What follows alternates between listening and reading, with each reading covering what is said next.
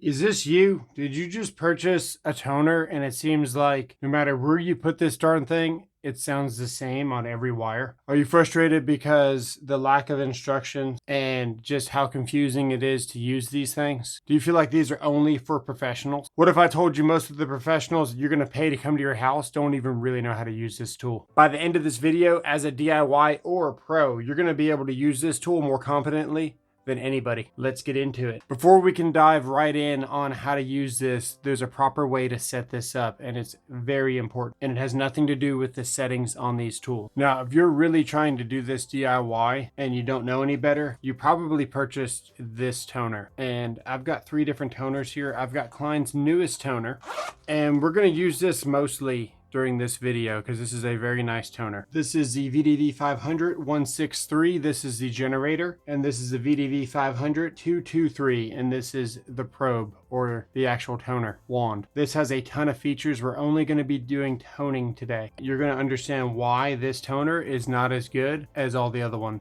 If you've got a small job to do or just one wire, or you're just tracing network cable, this will probably work for you, and that's going to become evident. So we're going to leave that here for now. The first thing that we want to do, we want to find a true ground source. This is very important. You're going to see a lot of videos where they're going to hook up to the neutral here. They're going to turn on their toner, their wand. This thing's going to be set to the alternating tone like it should be. And I'm going to do my best to make this video not as irritating as possible, so please forgive me in advance. Here we go. We want to select this to alternating tone, so we want to push this button here. That's going to get us to the alternating tone. That's the one that I'm more familiar with. You can tone on just the monotone, but that drives me more crazy. So we're going to do the alternating tone. A lot of these toners come already on one of the higher tone selections as soon as you turn it on.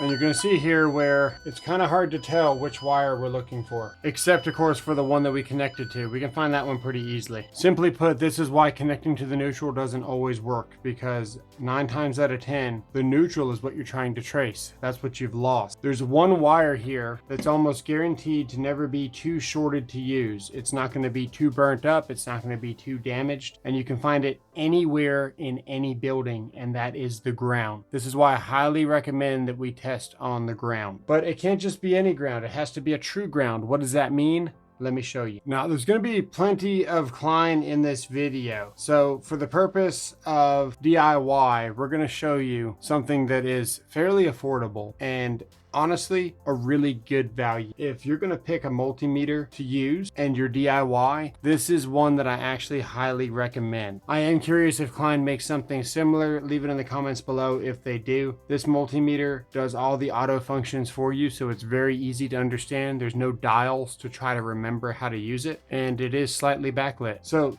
the only thing we really need to make sure with this multimeter is that the leads are plugged in, and one of the best ways to check for any multimeter if the leads are plugged in is to do a continuity check. You'd usually select your meter to continuity, but this meter automatically does it for us. So all we have to do is just touch these leads together and we get our tone, which means yes, our leads are touching and they're fully connected, and now we know that we can start checking for voltage with this multimeter. This is the part of the video where I bring in, if you already haven't noticed, I've got a lot of experience with toning, tracing, and troubleshooting. This is where I'm going to bring in some of my best experience and recommendations for you guys. Get yourself an extension cord. We're going to make sure our extension cord's on real quick. Actually, this extension cord is not. I still don't think this damn thing is on. And now you know why I got a hot stick. That way we can verify very quickly. Now we've already checked the leads on our multimeter, so we're going to start plugging into our extension cord or our known true voltage source. If you're in construction, it's imperative that you use an extension cord with a working ground. That's going to become very evident here in a second. So we're going to plug into the hot here. We're going to plug into the ground. And if we get 120 volts, we know that we've got a good ground. If we get 120 volts on the neutral, we know that we've got a good ground. If I go to this ground to my hot, you'll notice we have 0 volts. So this is not a true ground. So let's poke around until we find a true ground. We have a potential there, but it's not a true ground. And this is what I'm talking about. So we need to find where we can find 120 volt. Okay, so this ground here, this ground right here, we're gonna turn it sideways so you guys can see it. This ground right here is a true ground source. We're getting 119 volts and it says AC power. If we go up to this ground, you'll notice we get 0. That's 0 volts. So for some reason, if you can't find a true ground source in your box, you can always get an extension cord and we can trace with the ground from the extension cord. But in this case, we found a true ground. If we could not find a true ground, what I would do, I would clamp inside this ground like this. And to make sure that we are attached to the ground here, we can do a simple check. We can take our multimeter and we can just touch up here and this will tell us if we're plugged into the ground or not. And obviously, the inside of this is making contact with our ground because we've extended the circuit up. If you're in construction, you're not going to have a true ground. That's where the extension cord comes into play. If you're standing on a ladder and you're on a chandelier trying to troubleshoot something, it helps to bring an extension cord up to you so you have a true clean ground. Sometimes the hot and the ground are shorted together. It's hard to find a ground. You can always find a clean ground in a house just by using an extension cord. Very simple. Okay, so we're going to clamp to our true ground source. This is where we're actually going to start toning and tracing. I know it takes a minute to get this video started, but now we're ready. We've got our true ground. We've got the wire that we'd like to trace out. We're going to turn on our toner. We're going to set it to alternating tone like we did before. We're going to turn on our toner. We're not going to go with the super fancy one just yet. We're going to go with the middle of the road $80 toner. Very, very good. Here we go. Now we're going to see something interesting here. We're getting this light. This light is the most important thing that we can have on a toner. If your toner does not have a light, you really don't want to be using it. And that's why we don't recommend this toner or any toner for that matter. Even the Flute doesn't have the light. So let that sink in. Not all toners are created equal. All these 3 toners are different. This one's no exception. Okay, so we've got a light. Now I want to show you what the ground does exactly, okay? You see where we have a light right now? If I unplug this wire, we lose our light. Just by me touching this amplifies the signal that much more.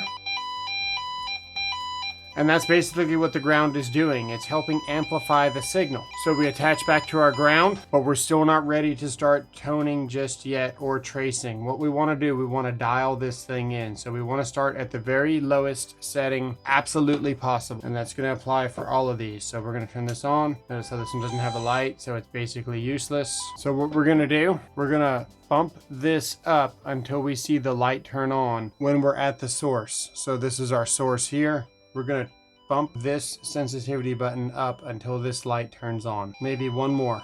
Still one more. Now we've got a nice light. Now we can start tracing. And it's that simple. Let me show you. Now we can go to this wire. It thinks it's this wire, but look, no light. Let's go over here to the box. We're not near as sensitive as we were. We're getting closer. Is it this wire? We were getting a flashing now. Let's go back to our source. No. We get a solid green light when we find our source. So we're still looking. It's this wire here. Let's check. That looks pretty promising. Let's go back to our box now that we pulled this wire away. We no longer get our pulse. It's definitely not that one. Not that one. We're getting our pulse, but this is obviously the wire that we want to use. We can check that. Now that I've turned this off, it's important to understand that we need to reset all of our settings. So let's use the newest toner setup and let's see the difference. The newest toner setup, and for this purpose, we're going to use the extension cord. So we're going to unplug. I'm going to show you how to verify to make sure this is the circuit that you guys are looking for. So this one here, the 063, more professional, has leads that plug on and off. So if you damage this, you're not dead in the water. One thing that's really important to note is that Klein's toners use AAA batteries. It's a lot easier to find AAA batteries in the wild than it is a 9-volt. A lot of these toners use 9-volt batteries. The AAA batteries is a very welcome addition for toners in 2025 and 2024. Trust me. Okay, so we're gonna turn this one on. We want to get it to alternating tone. Now this one is fairly new. Let's see if we can figure it out. That looks like alternating. We might have some land settings there, but we won't know until we turn on our toner. We want to hit this button, I believe. We want to dial this all the way down. You can see my sensitivity settings going down as I roll this down.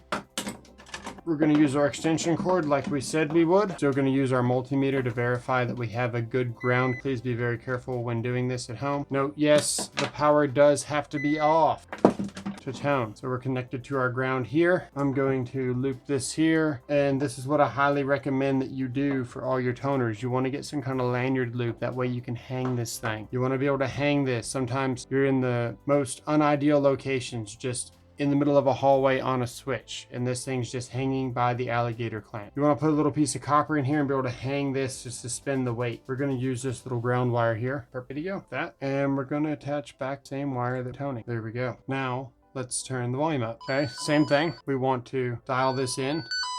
You can see here where this toner is a lot more sensitive, and it's able to detect even on 0, even whenever we don't even have the volume all the way up. We're gonna turn the volume up.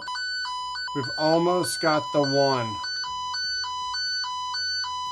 We've got the 1 as a pulse, which is something that I think is good. We might need to go up as we have voltage drop. The wire gets longer. You might need to up your power on your toner to help you detect. Let's go over here. Okay, it's not this box. Remember, we were in the 2 to 3 setting here. Is it up here? It sounds like it is, but it's not, because we don't have a 3 or a 2. Let's go over here. Still no 3 or 2. We've got a 3. Let's see if we can get a 2. There's our 2. And you'll notice we really weren't able to pulse the 1 there like we could at the source, but we had more variation in our color here on our light to show that yes, we did find our circuit. Let's backtrace this wire up here. Now, what tools do we need to get started when we're troubleshooting? If we're doing DIY and we're wondering what tools should we buy, what tools are needed, we're going to show you that here in a second too. So we're going to go ahead and strip this wire here. We know the wire's off. Go ahead and set up here. Remember, we've already found our true ground. There's no point attaching to this ground. We already know that it doesn't have any potential. It has no source. That ground wire is just basically floating. Okay, let's turn this on. We're going to go to our source again. I'm going to bump this up one more time so my 1 isn't pulsing, so we get a solid 1.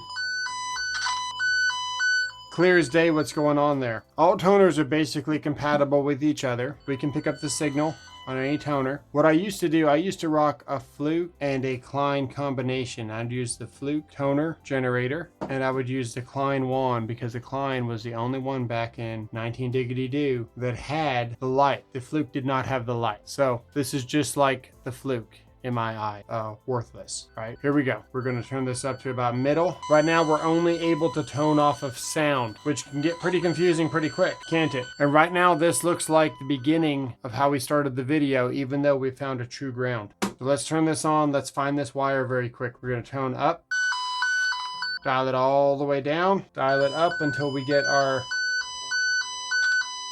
number 1 solid. Let's go over here. Is it this wire? No, it's not. Is it this wire? Maybe. No, because we don't have the 1, see? It's not this wire.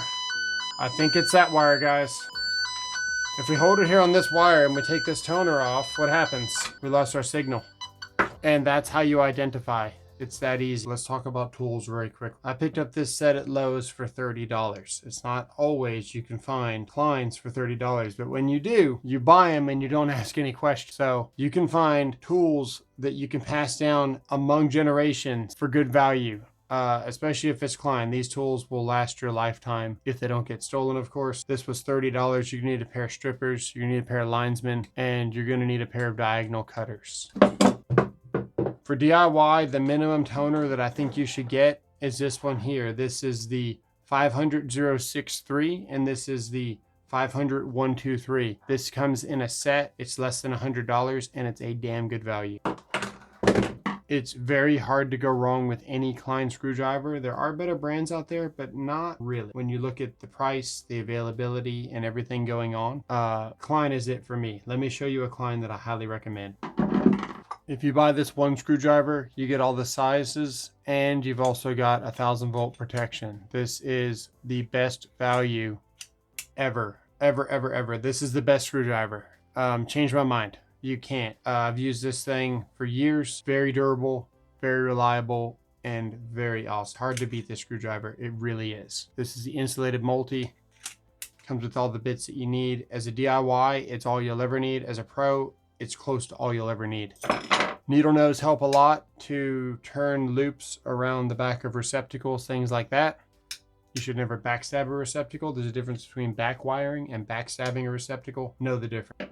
You're going to want some kind of razor knife. Maybe not this one. This blade is a little bit thick and you have to sharpen it yourself. Klein sent me this the other day, man, and it's a fantastic knife. I really, really enjoyed using this knife. Klein makes some of the kind of flip out style now, and they can be found at Lowe's. I used to say that it was hard to beat the original Milwaukee, but the Klein stuff is starting to prove otherwise.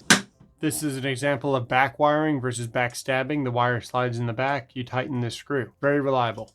You don't have to spend a ton of money on a level with magnets that are absolutely professional grade. This is a Work Pro. It's on Amazon. I got it for like $8 around Black Friday. Make sure you're looking around. Here's another example of a flip knife. Change the blade out. The thing with this one, it does not have blade storage, so I don't recommend this particular knife. Any knife that you get with razor blades should have blade storage. There is nothing more dangerous than a dull knife. I picked up this pencil here. This is the High Boom. It's on Amazon. There's a bunch like it.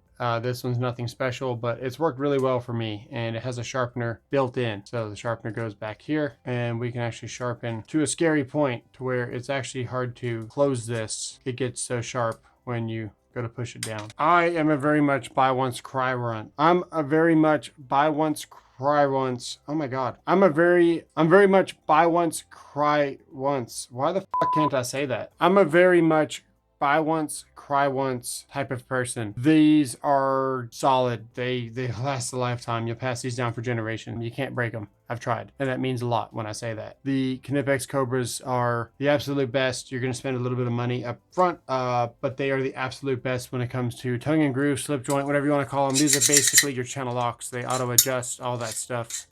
One hand, put it on the table, grab whatever you're trying to do, sneak up on it. They don't slip on round surfaces. I can lift all my body weight up just on these pliers. They are fantastic. And that's not because they're large. I can do it with the small ones too. You're gonna need a tape measure. They're all basically the same as long as you got enough stand out to do whatever you're doing. I like this one. You can take the magnet off, which I did industrial for years and I threaded pipe. It's nice to be able to take the magnet off when you're surrounded by shrapnel. Just saying. You don't need this, but I highly recommend it. This helps push wire, manipulate wire, push, pull live wire off of breakers if the breaker handle's broken, things like that. A godsend. This is the Volt Claw.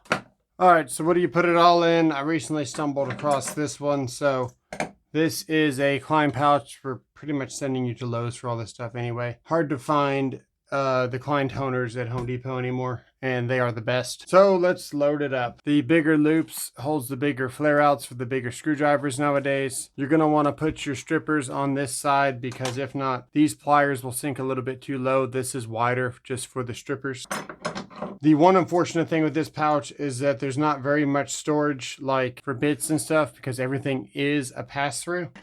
So if I was to rock this full time, I'd probably stitch this one shut and stick this in here. But if you don't get this screwdriver, there's really nothing to worry about. And then of course the clip there snaps onto your belt or whatever you got going on. You don't have to take the whole pouch off. You can detach this from your hip, which looks something like this. So this part here goes right on your belt, snaps around, closes on there. This stays with you all day. You get a delivery or something, pop that on there. There you go. Hey, I've got some of the best videos on YouTube with troubleshooting, toning, tracing, all that stuff. I answer your questions in the comments all the time. I help people at their home troubleshoot. If you guys have any questions or if you're having trouble with any of this, if you just want some insight on what a professional would do in the situation that you're in, please do not hesitate to reach out. Let me know what you guys think in the comments below. Sub for more. We'll see you guys in the next one.